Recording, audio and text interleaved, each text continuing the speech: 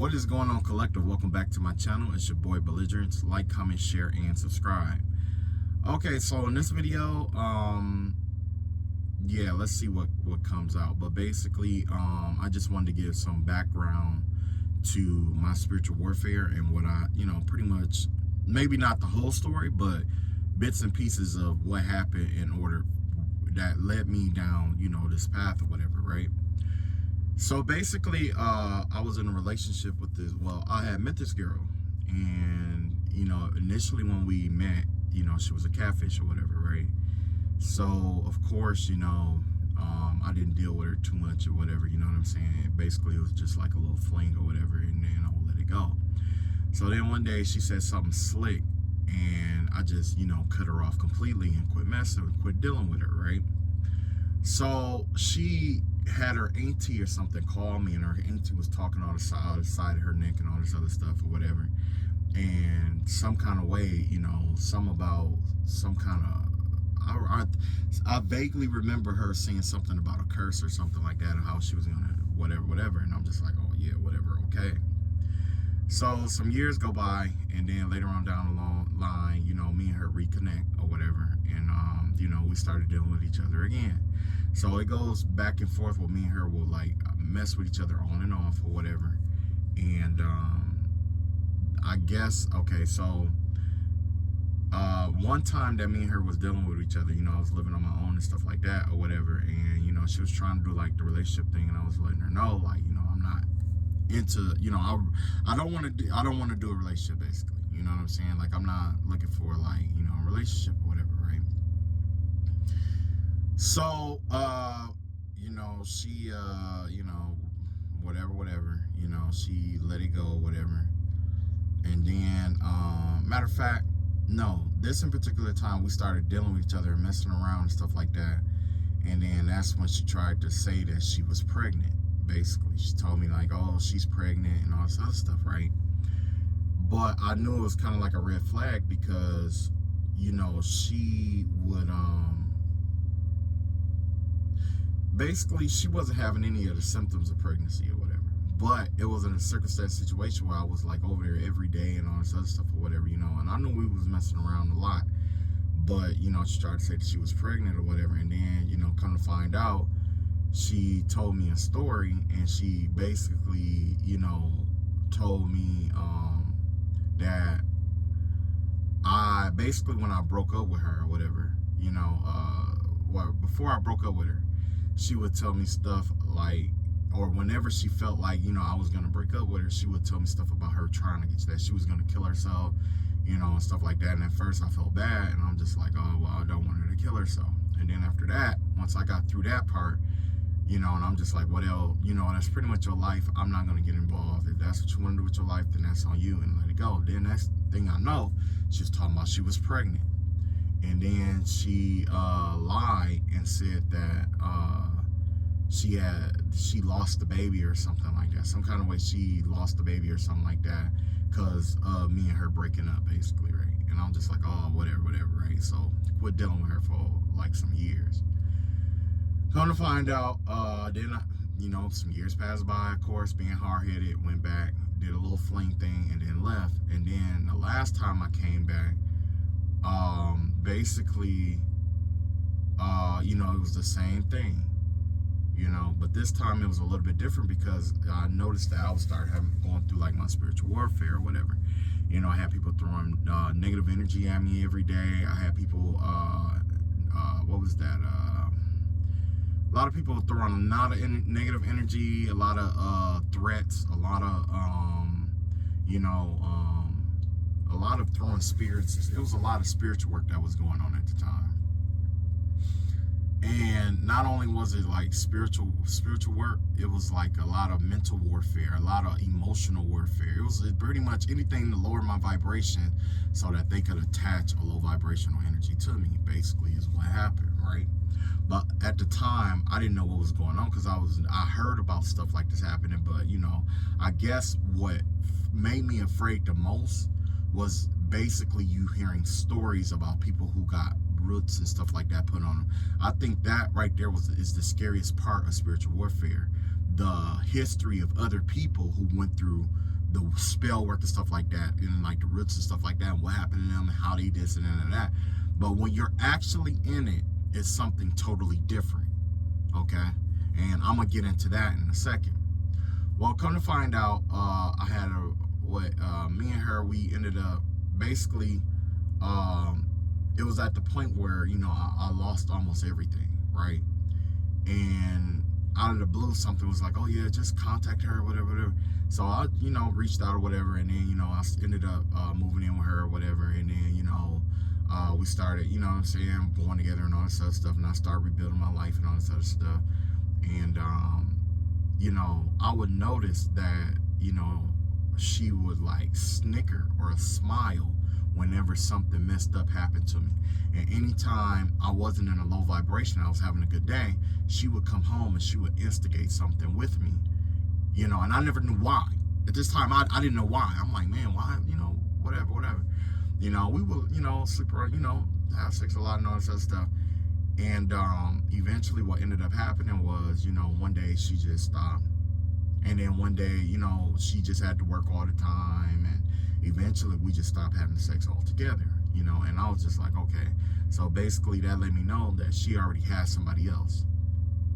So I quit dealing with her, right? So what ended up happening was I went to go see a reader.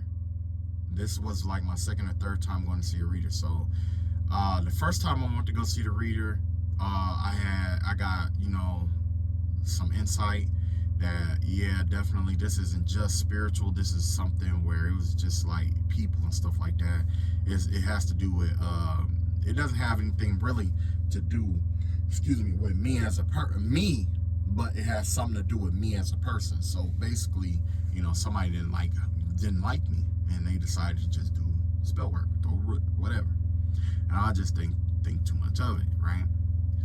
So then after that, come to find out, I go to this other reader, you know, and she told me, she was like, well, what it sound like? Basically, she told me that the girl, you know who I was with or whatever, you know, the girlfriend that I was with, she did a love spell on me.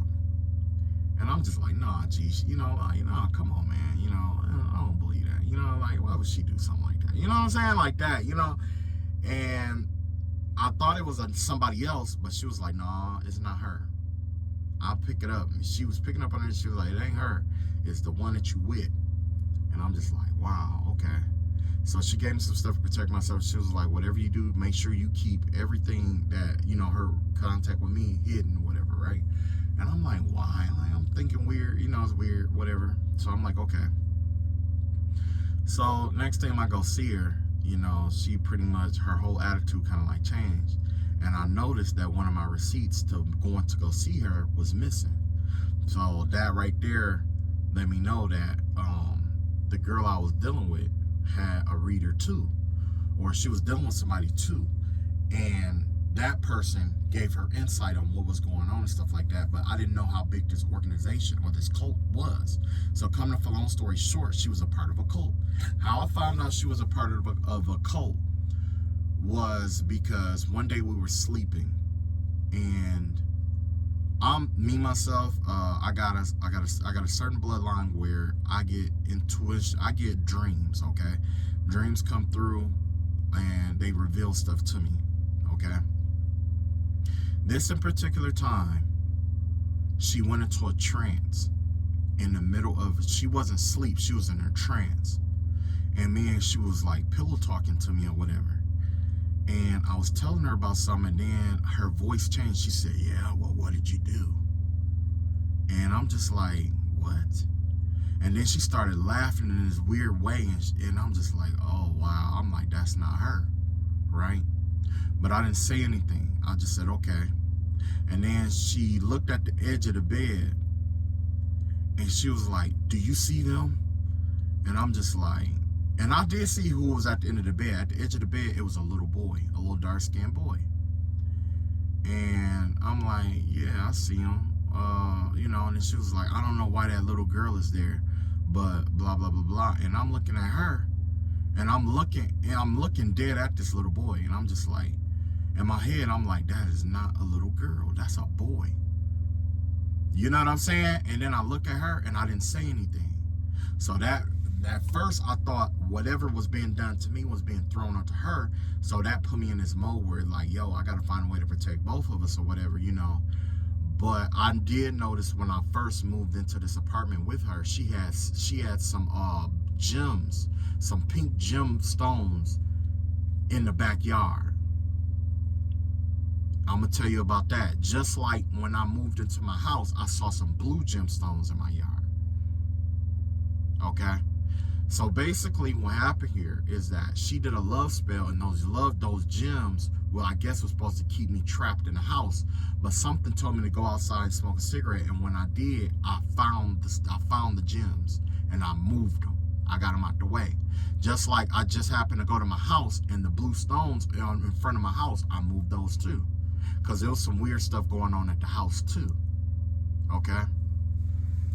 So long story short, you know, after I moved them, you know, I noticed that me and her wouldn't have, you know, be intimate less and less and less, you know, but she claimed that she was pregnant and all this other stuff, right? So after I let some months go by, I didn't press it. I just said, you know, I'm just gonna wait. So months go by or whatever, and then all of a sudden she was like, I asked her, I said, oh, so, you know, you told me you was pregnant, like, what's up? Like, I don't see you gaining no weight. I don't see you having like morning sickness or nothing. Like, what's going on? Oh, well, lie. She lies about it, right? So then, what really triggered, the reason why I asked is because I was at the dining table and I saw some blood in the I saw blood in the seat. It was a white chair, and I'm like, okay, so she had her period. So then I'll tell her, you know what I'm saying? So I'm like, okay, all right. So after a while, she finally admitted that she wasn't pregnant, and she tried to. Matter of fact, she told me that her and my cousin went to a doctor appointment basically, and said that my cousin was getting an abortion. So if she was pregnant, that right there let me know that she aborted that baby. Her and or my cousin probably, you know, aborted the baby. And then all of a sudden she kept trying to press about my cousin moving in with me because she knew one of my cousins. And her son and all this other stuff. So in my mind, I didn't think about the cousin, but I did think about her sleeping with the younger boy. That's the first thing that came to my mind. I'm just like, okay, so she not necessarily just sleeping with, you know, the cousin. She probably sleeping with that younger boy, her son, my cousin's son. You know, I let that slide, whatever. I didn't bother, you know, and she was talking about moving them in and all this stuff. And I said, nah, you ain't, I mean, if you gonna move them in, do that, but I ain't gonna be here, basically. Like, nah, no. So long story short, there was a reading today that summed up all of this, and that's what I'm gonna do. I'm gonna sum everything up. Long story short, she was come to find out, oh, that's another thing. Okay, so she had a niece that is a in particular sign, right? So this niece, come to find out, the kids at school is teasing her for liking girls. You know, and I'm just like, that's not a big deal. Like, it happens all the time. But then it got me thinking about the one that I was with, because all of a sudden, you know, because I noticed some stuff, but I let it slide. You know, I just, you know, look the other way, because, you know, I noticed that she had like when I came, the time before this, when I came back, I noticed that she had like a strap on or something here. What's the name? And me, myself, I was like this, like, you know, if that's what you do, that's what you do, but be upfront and be honest about it. You know what I'm saying? Just be upfront and be honest about it.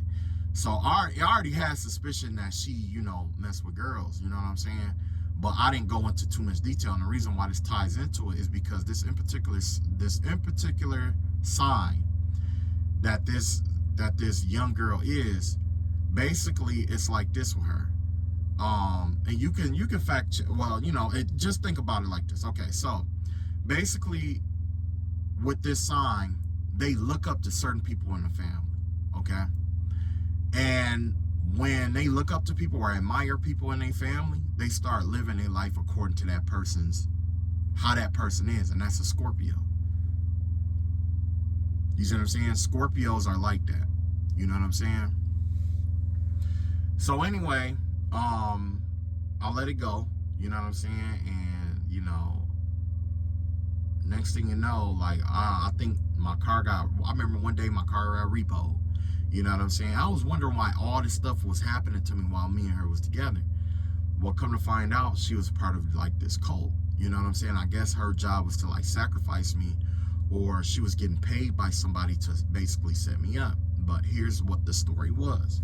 So she was sleeping with somebody who more than likely was at her job. She was sleeping with somebody at her job. They had been messing around for a while, and I was wondering why she was at work all the time, but she always was broke. So I didn't press it because, in my opinion, you know, it wasn't like I was in love, because I started noticing all this stuff that was going on. So it's like, you know, pretty much hold back.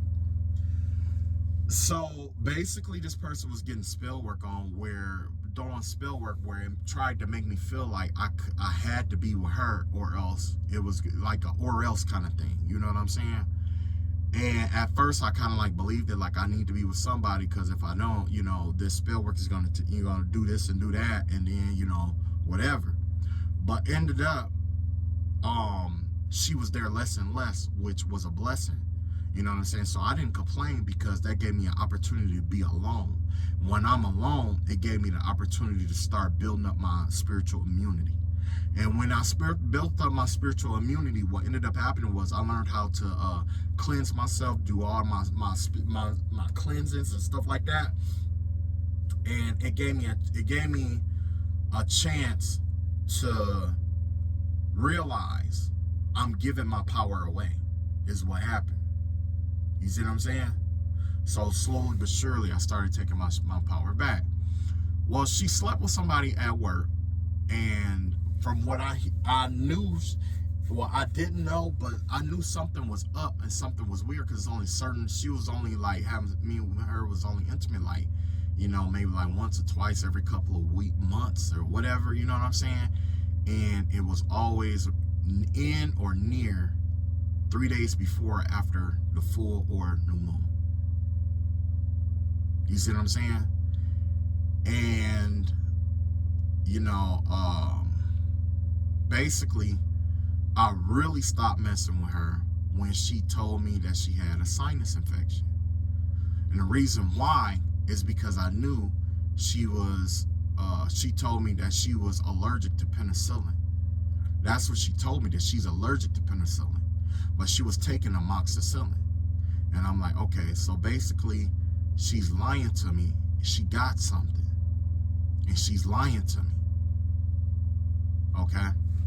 So me and her, we didn't have sex or nothing like that. After that, we didn't have sex no more. We didn't have sex no more. But, you know, she was like, yeah, me and her, we didn't have sex or nothing like that. I did get, you know, the guy that the wife of the man that she was dealing with wrote a letter and put it on my car, thinking it was her car, and said, you need to stop messing with her husband and all this other stuff. And I'm just like, wow, okay. So I'm like, okay, all right. And then I know one day for sure too, I came home from work and the bed was made up. Our bed was never made up. And I'm like, okay, so there was company. And then I looked on the game, somebody was playing my PlayStation and everything.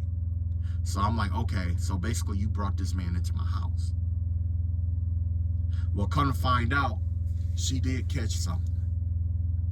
And it was karma. Because I remember one time we broke up, she said, wait, we didn't break up. I remember a conversation that we had. She said something about giving me something that I can't get rid of. I remember that. And I'm just like, okay. And I didn't realize that until that amoxicillin kicked in. Till the thing about the amoxicillin hit. And I'm like, okay. So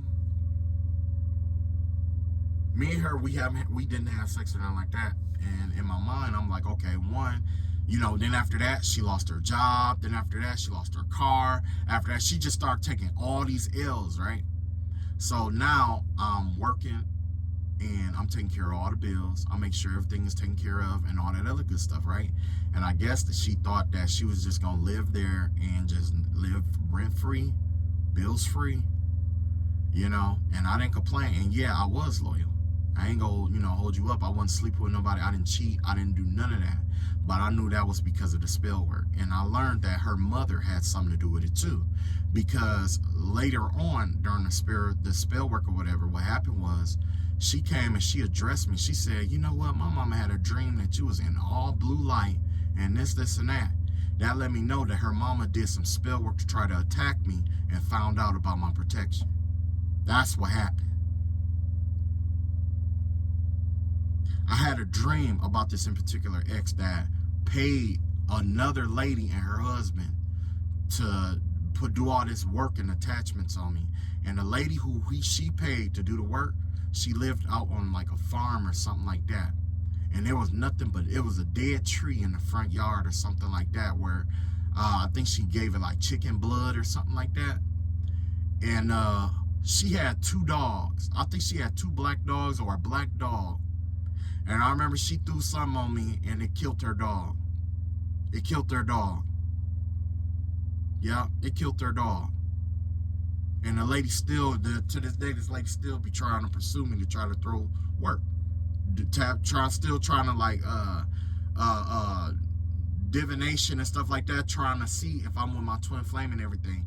And that right there is when I realized, because in a dream, my ex came in and I was in this pond. I was in like a pond, like a lake, and the lake was all kind of different colors. And I was in there and I was just absorbing all the energy, and I was just slowly but surely just healing or whatever. And I knew I seen her looking in, and she looked past me, so that let me know somebody was behind me. And then she looked at me, and then she looked at the other lady. The lady, she came into my dreams through a door. And after I saw her, she came in, she walked around for a minute, and then she walked out and tried to close the door. Yeah. So she hired a woman that excels at coming into and through people's dreams. Create doorways and stuff in and out of people's dreams and stuff. So, long story short, I said all of that to say this. She was messing with somebody at work. Come to find out, she got sick. That's when she got sick, right? And when she got sick, I noticed, you know, like I say, like I was the only one there, so you know, I'm taking care of the house and the bills and all that other stuff. And I remember one night, we had a tornado in our city, and I go to sleep. I ate and drunk something, and I went to sleep. And I felt my body just go numb, and all of a sudden, I knew at that point that I had died. I had died. When I woke up in the dream state, I saw my ancestral temple. I saw my ancestral temple. And I was getting ready to go in to be judged, to have my heart weighed, my soul weighed. I was getting ready to go get weighed. And Lord Shiva stopped me. And right there in the hallway. And I looked at him. And he was meditating. He was connected to the universe. He was translucent skin, all black, stars for skin, blue face, cobra around his neck. And I looked at him, I said, with all this chaos going on around you, how do you stay so calm? And he never said anything. He never said anything. He just showed me all this stuff. And next thing you know, I woke back up. When I snapped back in, I wasn't the same. I had never been the same after that. Lord Shiva, he showed me how to be a warrior, a true warrior, a spiritual warrior. You know, I remember one dream that I had, somebody did an ice spill and my mother came into the dream, and it was nothing but a frozen lake, somebody threw something in a frozen lake. And when she pulled out the blessing that was for me, it was like a baby dragon, but it also reminded me of Ganesha. He came into my dream too. I had never knew why. So long story short, she was a part of this, I wanted to say it's a cult, but this place that she worked at. It was a lot of people having sex with each other. A lot of that was going on. Okay. And there was a reading today. I'm gonna post it later. But basically what happened was it resonated a lot with me. I had known this for a long time, you know. And I know a lot of people, when they hear the reading, they're like, well, why didn't you leave? Why, you know, stupid this and that and that. But in reality, I had to let certain stuff play out, because if I hadn't let it play out, I wouldn't have got the answers that I was looking for, honestly. And two, I had already pulled my heart back from her a long time ago. I pulled my heart back from her a long time ago. So at that point, every day that she called herself trying to, you know, make it seem like she was pimping somebody or whatever it may be, it was another day for me to pull back more and more my heart and my energy and regain my strength. And I did that.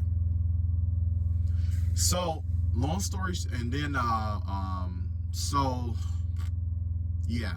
so come to find out, she caught a disease from somebody that she was sleeping around with. If you listen to this reading, the same person that gave her that disease was the same one trying to convince her to say that they got the disease from me, and that I spreaded it to her and infected everybody in their hive. When in reality, I just took an STD test not too long ago, maybe like a month or two ago. You know, I haven't dealt with her in years. So I did take it, you know, take that, and it all came back negative. And I got the results to prove that. You see what I'm saying? So, yeah, that's where my spiritual journey started. That's where it is. That's where all of my combination of spirituality with, you know, the left and right brain magic stuff started like clicking in for me, because at first I didn't understand how magic worked. It didn't make logical sense, because it was just a lot of signs and symbols, but it doesn't add up. And then that's when you know, when you learn certain stuff, guess what? The universe resonates, and then it starts teaching you by hand everything that I need to know, everything that I needed to do, everything. And now here I am. I said all that to say this. When you go through spiritual warfare, it can be scary, it can be crazy. It can be from the person that you love, it can be from the person you trusted the most. It's always the person that you trust the most, or that you put your trust in the most, that is the highest likely to war against you, to see something in you and try to steal or take stuff from you, right? But at the end of the day, you know, a lot of people, you know, you gotta stand up. The fear itself, fear of the work itself is the work. That's what it is. Fear of the work itself is the work, especially when it comes to baneful magic. So, you know, that's why you get, you know, a lot of people who do it in the dark and don't want people to know what they've been doing and all this stuff. That's because when it attacks you or latches onto you and it happens in an unsuspected way, it causes your heart to drop. But when it's consistent, what does it do? It puts you in a fearful state. It puts you in paranoia. It makes you think about a lot of stuff. You know what I'm saying? It'll. I think the fear of the work happening against you is the scariest part of all. But once you conquer that fear, just like all fears, you gain its power and authority. You gain power and authority over it. That's just like we learned this in the Bible, and I didn't realize that until many years after I was going through spiritual warfare. But this is essentially what death magic is. With death magic, it was never designed to actually kill somebody, but to kill the spirit off in somebody. And we hear that in the story about Jacob and Jacob's ladder. Because what happened here is that Jacob, he was in the wilderness and he wanted God to bless him, remember? So what did he do? He fought God day and night. He fought who we call God, which actually I believe was an angel, right? He fought with this angel day and night, day and night, day and night, day and night. And he said, I'm not going to stop until you bless me.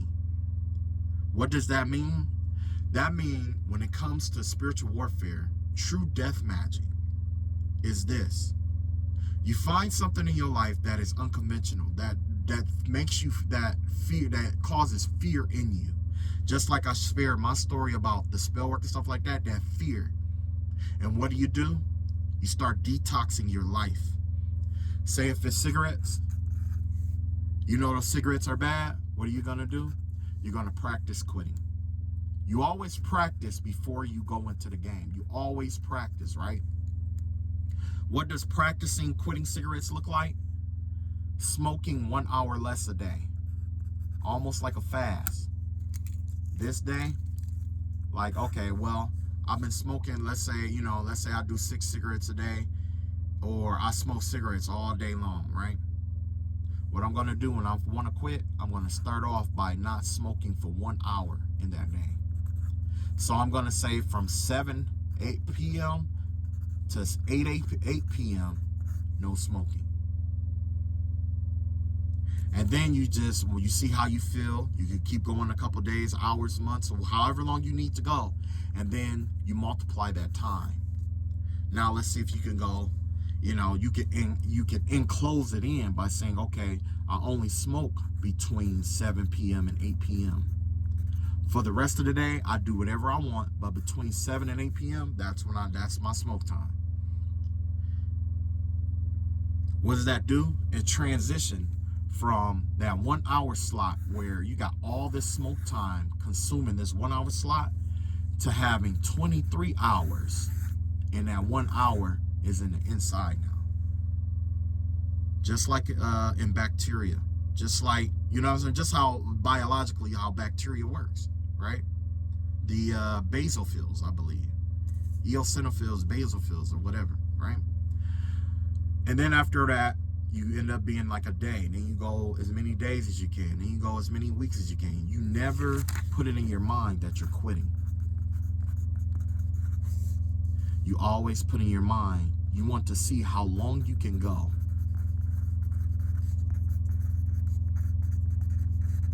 Without it. How long can you go without it? And then you start adding on to that time. Just keep expanding on that time. Just keep expanding on it. Even if it's a little. If you renege, that's fine.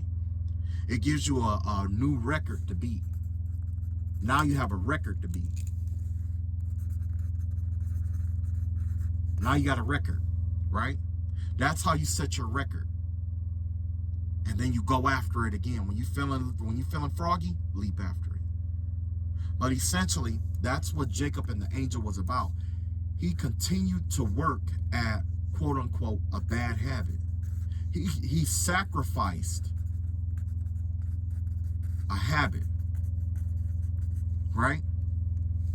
Because he wanted a blessing. The blessing of quitting cigarettes is more money, better health, better wealth. You're a lot more productive. Your lungs start healing. Your body start healing. Your mind start healing. That's essentially what death magic, that's what death magic truly and genuinely is. All shamans know this. All shamans know this. Right? Because essentially the angel did take a wound. He was wounded. And when we quit cigarettes, we do get wounded in terms of, our health is bad. We got to repair our lungs now. You see what I'm saying? Your lungs or whatever it may be. And for some people, it may never go back the same, right? But this is how the universe works. The universe, there's only so much space in your life when it comes to the universe. There's only so much space. But there is so much universe, right? So what happens is when you release, let's say you release a certain amount, you release something, let's say like cigarettes. This white half represents the part of the cigarettes that you release. That gives the universe a chance to fill that void with something else. And generally, it's blessings. That's how death magic works. That is what death magic is. Death magic isn't wishing death on people, because essentially you have, with death, there's no such thing as death. Okay? Because you got energy and you got frequency and you got vibration, right? Matter of fact, I'm going to do with something new. Okay? So basically, let's look at electromagnetism, right? And basically, our bodies and our auras are made of electromagnetic waves. One half spirit, one half conscience, right?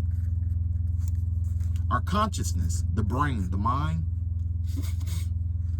that has to do with magneticism. It magnetizes things towards us, right?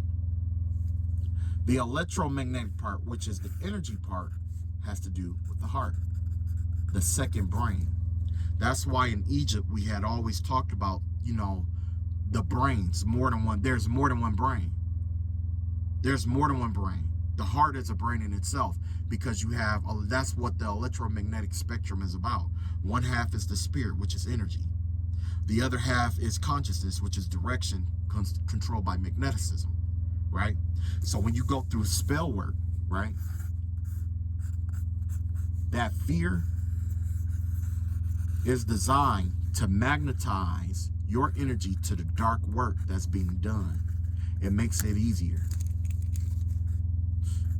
That's why your bosses say stuff like that, or that's why people that want you to like, that destructive energy and stuff like that. That's why before they can do anything to you, they have to attack your mind, because your mind is magnetic. Once they get you to believe something, some kind of fear, some kind of doubt, that's when they start doing the spell work to magnetize that to your energy. And it's like little magnets, but it's using your force against you. You see what I'm saying? This is all spell work. This is all spell work.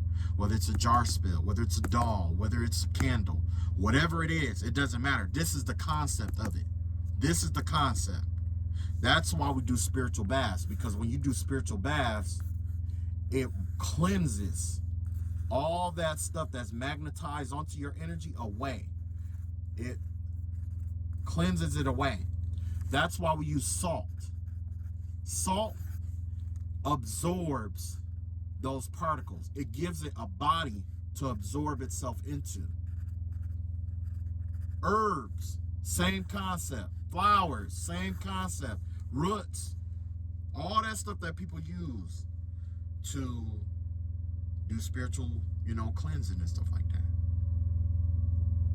It's spiritual cleansing is anything that you use to demagnetize your energy. I would say demagnetize negativity from your energy. A spiritual cleanse could be listening to music. It could be dancing. It could be doing something you love. It could be smiling. It could be being with the person that you love. It could be getting your emotions out. It doesn't always have to be water. But just know, once you get rid of that energy, you have to be prepared for a new energy to come in. Now, how do we do that? That's why I suggest, like music and stuff like that, stuff that you love. That's why I say a lot of times you hear me talk about spiritual baths and stuff like that. This is why it's important to surround yourself with all your favorite stuff, because as you demagnetize yourself, as you magnetize that negativity out of your energy, your favorite things will remind you of the positive stuff in life, which does what? Magnetize your energy for positivity, love, light, and all that other stuff to come back into your life. We cannot control how, the negativity that people throw at us all the time. We can't control it, no matter how much we are programmed to believe that. And that's the same thing with spell works. A lot of spell work and stuff, it's designed to make us feel like we have to be on good terms with the person who sent the work, or else it'll happen for the rest of our lives. That is not true. We don't have control over what somebody else throws at us for the rest of their life or our lives. We don't have control over that. But what we do have control over is what we demagnetize and what we magnetize into our life. So if you ever get somebody coming in the comments talking about, oh, I can get your love back, I can do this, I can do that, it's a lie. It's a lie for money. This is the general concept of spell work. It's magnetizing and demagnetizing. That's it. You got magnetic energy, magnetic frequencies, magnetic vibrations. And you can demagnetize, just like they can be magnetized toward you, you can demagnetize. You can demagnetize that too. You know what I'm saying? But it's all about how you do it. Your way of doing it ain't gonna be my way. My way of doing it ain't gonna be your way. But I'm gonna tell you right now, all that death spell magic and stuff like that, your body is made of matter. What you think is made of energy. And your soul, let's see. Yeah, matter, energy, let me see, hold on. Yeah, your body is made out of matter and your soul is made out of energy. Energy can't be altered or destroyed. Neither can matter.